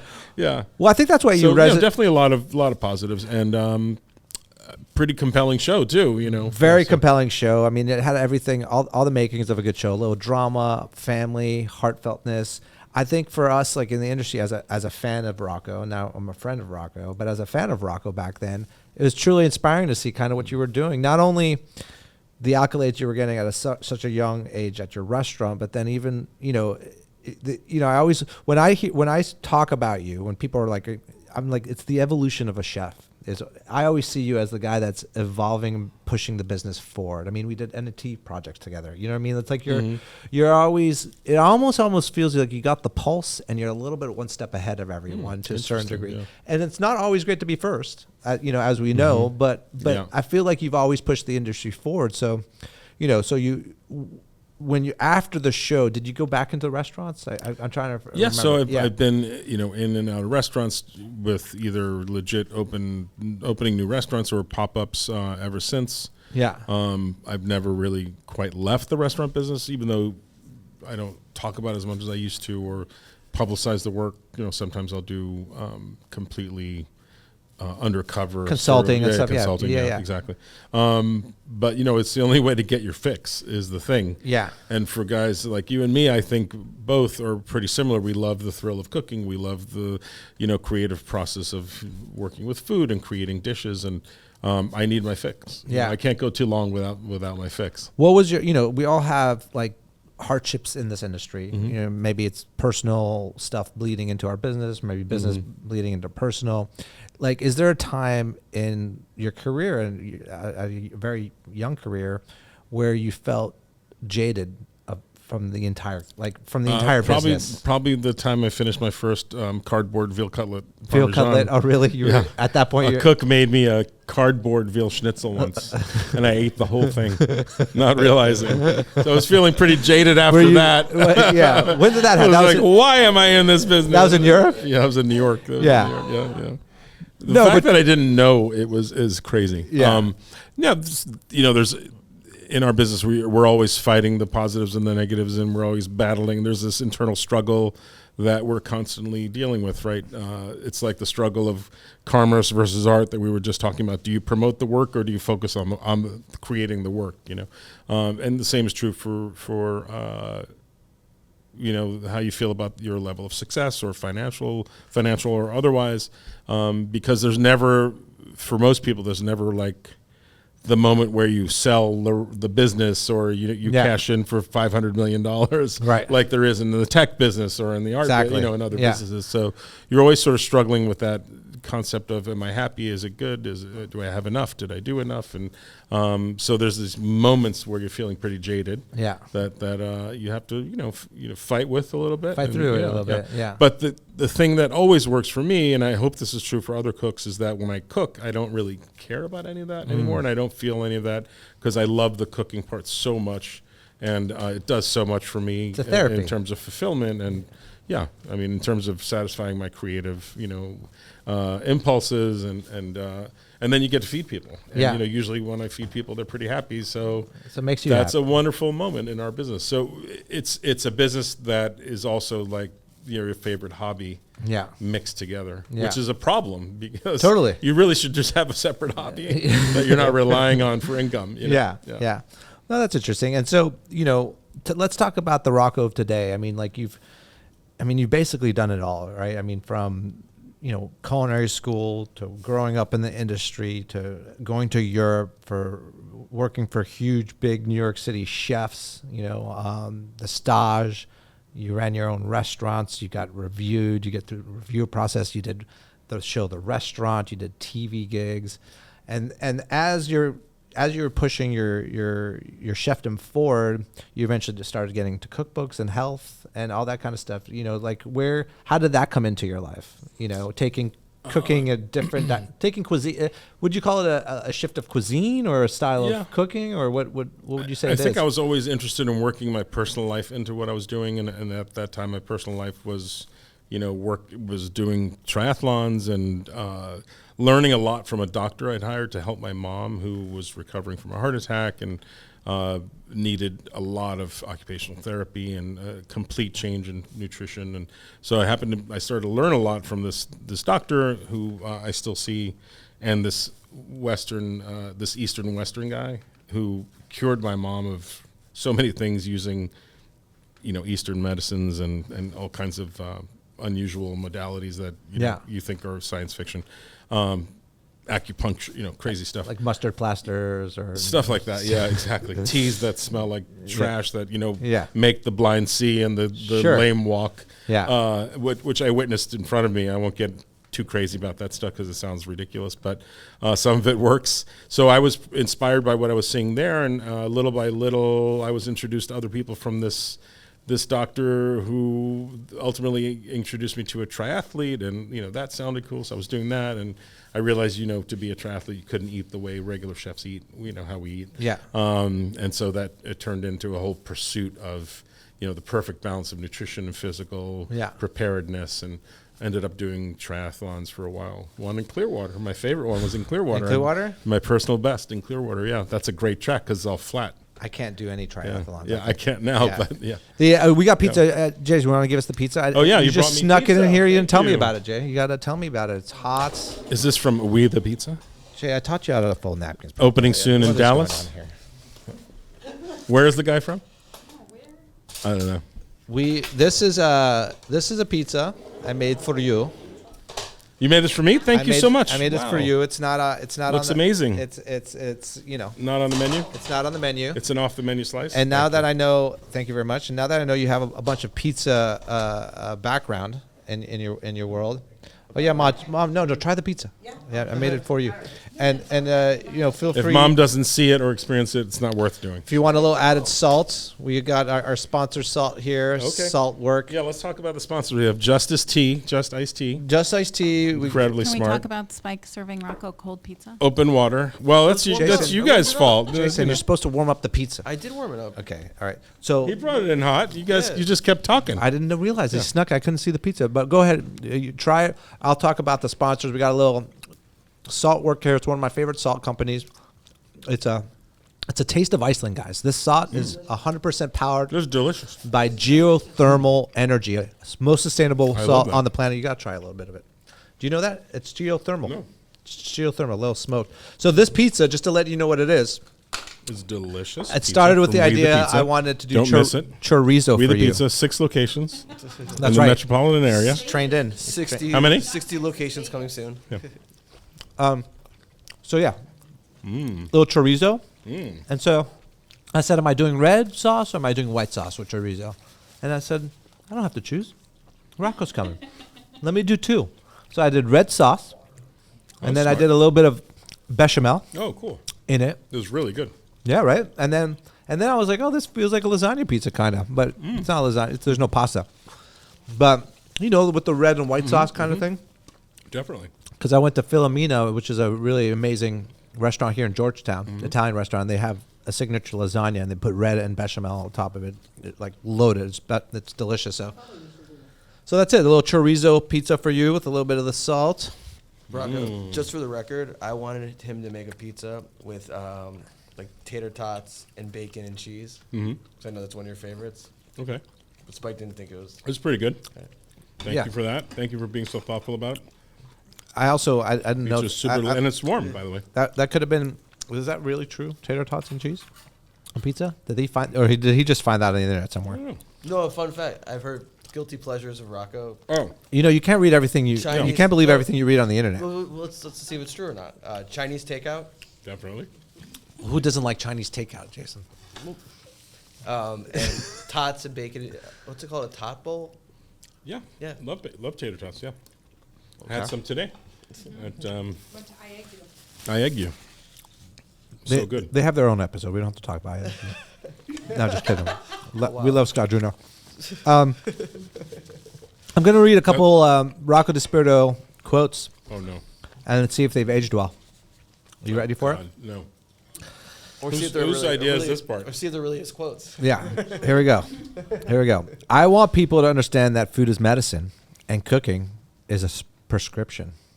Ooh. Did you steal that one from Michel Nishan? Probably, yeah. Sounds like a Michel Nishan quote. All right, that's one. All right, here's one. If you're afraid of failure and scared of what people think, you'll never break new ground. I think that's pretty still. Okay. Man, you get deep thoughts with Rocco DiSpirito. It doesn't even seem Did I like try you. to sell that as profound? Okay. It doesn't even seem like you remember any of these. The greatest gift Like, you who's can. Rocco DiSpirito? The greatest gift you can give yourself is reinvention.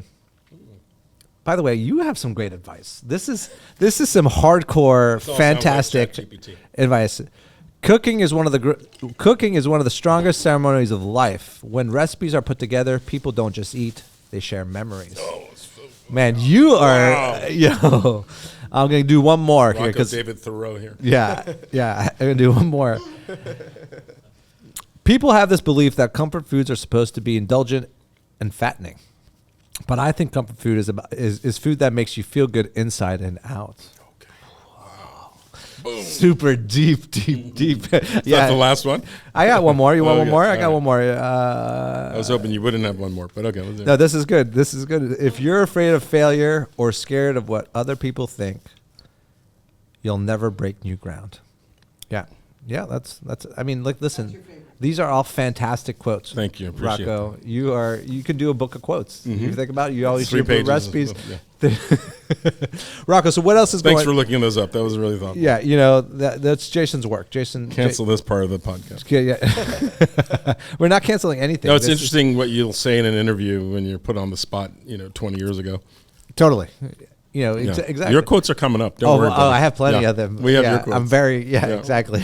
You can't even say half of them now. No, I just get canceled. I'd be But immediately. Spike, DC is a second food city quote. Oh yeah, that was one of my quotes when I first came onto the DC scene. You said it was a second is I was a second to tier New York? food. I was like, oh no, I specifically said on the press, I was like, oh, it's great to be in DC. It's great to be a big fish in a small pond. DC's a second tier food city. You were just coming from New York, right? I was just coming from New York, and it was the truth, and the truth hurt DC. Right, the truth hurt DC so bad that they came after me. Who's this young punk? Who do Wow. they think? And then the bounce back press release is like, I'm sorry I insulted everybody. I give free hugs. We were giving out free hugs at Good Stuff Eatery. Free boner tape. Yeah, my mother is here, Jason. Jason. I've been through hundreds of things. Yeah, you have. And but DC got a little upset with me. But it was true at the time. And now they're not a second tier food city. Did you guys already have restaurants here at the time? These are the guys that we had. We had Michel Richard, big time chef, yeah. but not really. I mean, did you have your own restaurants here at the Oh time? yeah, we had Good Stuff Eatery. Oh, you had good stuff. Yeah, we right. just Okay. this was. Yeah, we just started. okay. Yeah, Obama was elected president. We opened. So up you Good came Stuff to town, Eatery. you opened a restaurant, and you said that. Yeah, I said that. Great. Great way to start. Who was his publicist? It was awesome. This one right here. Yeah, she. Fired him. Yeah. You're still crying from that day. Yeah, I got plenty of quotes out there. Why don't we look up a few of Spike Mendelsohn's But quotes? that's a great reason why I don't take you on as a client. Oh Yeah. my Yeah. goodness. Oh, is that the reason you don't take me on as a client? Oh my Jason, go ahead, look up. Why don't you just do a fun little Google of my own quotes? Are you checking texts on the podcast here? I am checking your quotes. You're trying to Google my own quotes. We got Jason to do that Oh, work. here we go. Oh. You want to read one? Go ahead, read one. I'm going to take a bite of this delicious Two things pizza. tonight. Sometimes I like driving around and listening to Spanish music. Okay, not quite a quote. All right. It was just the beginning of a story. Okay. Well, who doesn't like Spanish music on the radio? Oh my God! The second one that came up is Big Fish, Small Pond. Is it? Yeah, there you go. I mean, Rocco, aren't you accustomed to Spanish music in kitchens? Absolutely, Isn't there yeah. something you just hear it on the radio? You're like, sure. I'm making my holidays Oh, now. there's a Reddit thread about you. Okay. I'm Oh bi- no, we can't read that now. By the way, I'm big on Reddit. Yeah, That's Reddit's one great. Huge in Reddit. Yeah. Huge. You want to know the real deal? What people are really thinking? Go on Reddit. yeah. They really think very wonderful things. Half of your employees are on there talking about you. Yeah. Rocco, listen, we've covered a lot of you. We've covered your early. Covered too much. We've covered your early career. You can only use 10% Oh, of wait, this. does he have a new cookbook? Did he just come out? Yeah, Editor. we're getting into. Oh yeah, new cookbook, Yeah, Everyday Delicious. Yeah, let's talk about Everyday Delicious. I love And- Everyday Delicious. I named it and after you. I love cooking. Oh, that's so cute. I love cooking from it. Thank you. It's an amazing book, and actually just a great idea because it's kind of the foundation of the Sunnyside Restaurant Group. It's what people like every day. Everyday Delicious. I just loved it. It's like everybody's favorites. Something you can eat every day, right? Yeah, That's a yeah. good And the thesis for other a book. good thing about it is that the cookbook doesn't have to have a theme. Yeah. That's what was brilliant about it, that it didn't have to have a... Delicious It could be is a the theme. melange of recipes. Yes. Oh, you're right about that. Yeah, it's got recipes Yeah. from all kinds of different cuisines, and I didn't stick to just Italian or just I love pasta. that. Yeah. Because if you think about your list of favorite dishes, it's going to come from at least 5 different cuisines, right? Right. Still waiting for my The Mendelsohn for my family's signed. on this. Oh, you still didn't waiting get for my I'm still waiting for mine. I don't even know what you Definitely guys are can talking blame about. Mish Yeah. for that. Yeah. No, I've got one. I think it's fantastic. No, thank you very much. I appreciate Yeah. that. That book, just so you know, is 4 years of work. It was my last book was published March 2020, and you know what happened then. Oh, And yeah. it took 4 years to figure out like what to do. It was supposed to be a keto diet book, which I'd done really well with for 9 books. And during the pandemic, I thought, we just need to cook stuff people like to eat and not make it any more complicated than that. Yeah. So what are like top 10 dishes from every cuisine? Let's put all that together Yeah. in a book. And I kept it all to entrees basically, Yeah. so that you could, because I think when people cook, they're not looking for an appetizer soup salad. No. They want a main They course. want to make course. Yeah. They want a main dish. Actually, it makes me. I go crazy with the restaurant the cookbooks that have a bunch of appetizers in them. Yeah. I'm just like, can we just get to the main attraction? Exactly. Yeah. You have the How about heartbeat the of side dishes? Who's looking up side dishes? No one wants to Yeah. do a side. Just do a side dish book. Yeah. Just do just a side dish book. The you have the heartbeat of America, Rocco. This is what I think. I think you understand. wow, I think you thank really you. understand. It's a big this compliment. industry. Thank you. Like, You're question. Yes. Before you do your little closing. Yeah. Rocco, where do you eat? Like, what are your top 3 restaurants? I'll tell you that. Balthazar. Yeah, that's That's where you get Seafood Tower at Balthazar. yeah, for That's sure. basically breakfast, lunch, and dinner. Yeah. No, tell him. No, that Yeah. I cook a lot at home. Yeah. I definitely cook a lot at home. Last night I made a pasta from my book. I sent a picture to Misha, actually. It's the Pacari Pesto Rosso with shrimp. Great recipe if you're ever going to try one. It's about 9 ingredients. It's awesome. Cooks in less than 15 minutes. Tell me about this. Do you have your book open to the page while you cook your own? I use recipe? my phone. So I love having the physical copy of a cookbook Yeah. because I like to browse through them just for ideas. But then when I cook, I open iBooks. Oh, yeah. And I take a photo of the recipe. I do this all the time. Yeah. Take a photo of the recipe, see, and, Yeah. and then I use the photos to refer to. Yeah, and you're scrolling. You're like, oh, this guy has a good recipe, and it's your own book. No, something like that. I have most of the recipes in my memory, thank God. Still, Yeah. the memory still works, so I don't have to look it up. But I find I'm always sending recipes to people for one reason or another. Yeah. That's a great way to do it. So, guys, go check out his book. Where can they find the book on Amazon's a good place to buy it. Yeah, Amazon's a good Barnes place? and Noble. You can visit your website. Yeah, your you can visit my amazing website. Yeah, that's fantastic. And then you can also still watch them on TV, right? You've been doing a lot of guys grocery games, tournament champions. Why are you doing these days? Just because you like folding into the industry? It's or fun. It's fun. Yeah. It pays. It's a good way to cook in front of people. I like Guy and have a lot of fun working with him. The competitions are very challenging, and it's just like a proof of life moment. You know, am I still able to cook and Totally. under pressure and with only 3 ingredients and only 9 pounds of food and all the silly games that you have to go through. So I'll be cooking on Tournament of Champions. I don't know if I'm supposed to say that or not, but Oh, okay. yeah. Well, When will this be out? so to Tomorrow. speak? Okay. Just so kidding. Probably can't say Yeah, that. no, yet. I'm just Are the you going to cook on that show or what? Come on, man. They've invited me a couple times Yeah, you because should of say you, yes. actually, You should say yes. and it just hasn't the timing. Don't be a chicken. Come on. Okay. He's Yeah, afraid. I'm afraid. He should be afraid. By the way, it's scary. It's you scary. should be afraid. It's not easy, and it's definitely very anxiety causing because It's very anxiety They causing. put you on the spot. It's like you're just on the spot the whole time, and he spins the thing. Yeah, he spins the and go cook 30 minutes. So. Yeah, maybe But you I'll- were trained on Top Chef. Everyone who was on Top Chef is doing really well on that show. They are. Yeah, I bet I could Tiffany. come in and I mean I always lost on the quick fire challenges on Top Chef. It was my weakness. Well, those were 15 minutes, right? Yeah, they were 50. Oh, so you have longer time on this show to cook. It's usually 30. Yeah.